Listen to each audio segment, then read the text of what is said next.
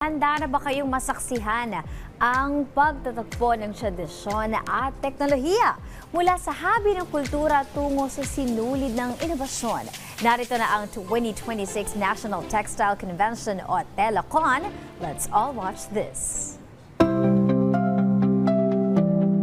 Pinangunahan ng DOST Philippine Textile Research Institute ang TELACON bilang bahagi ng Philippine Tropical Fabrics Month.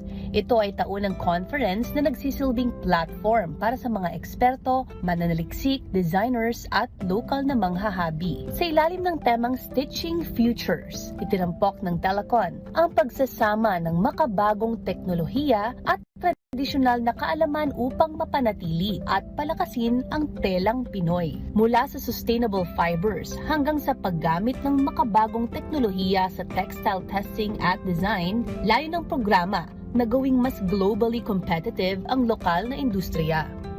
Where DOST will capacitate MSMEs with a target of 10,000 with the latest and most relevant technologies and innovations like artificial intelligence, robotics, automation, and many other smart technologies to upskill our workers. And we target 100 to 200,000 upskilled or new jobs which are of high quality and increase the productivity of our engaged MSMEs by 25 to 30%. Binigyang diin ang mahalagang papel ng agham at pananaliksik sa pagpapabuti ng kalidad ng mga telang Pilipino habang pinoprotektahan ang kultura at kabuhayan ng mga lokal na komunidad. Isa nga riyan ang usaping mga fake fabrics.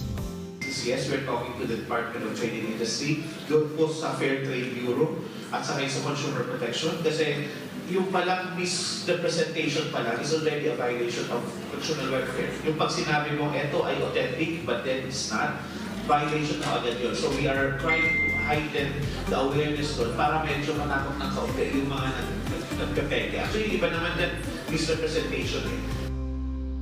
Malaking tulong sa amin. So maraming salamat po. So, meron na kaming nagawang fiber, mga 1,000 kilos. Yeah.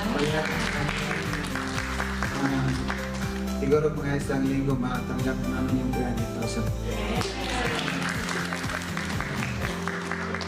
Ang TELACON ay patunay na ang agham at kultura ay maaaring magsama upang makalikha ng mas matibay na kinabukasan para sa ating mga manggagawa at industriya. Hindi lamang produkto ang telang Pilipino, ito ay kwento ng identidad, kasaysayan at malikhaing diwa ng bawat rehiyon.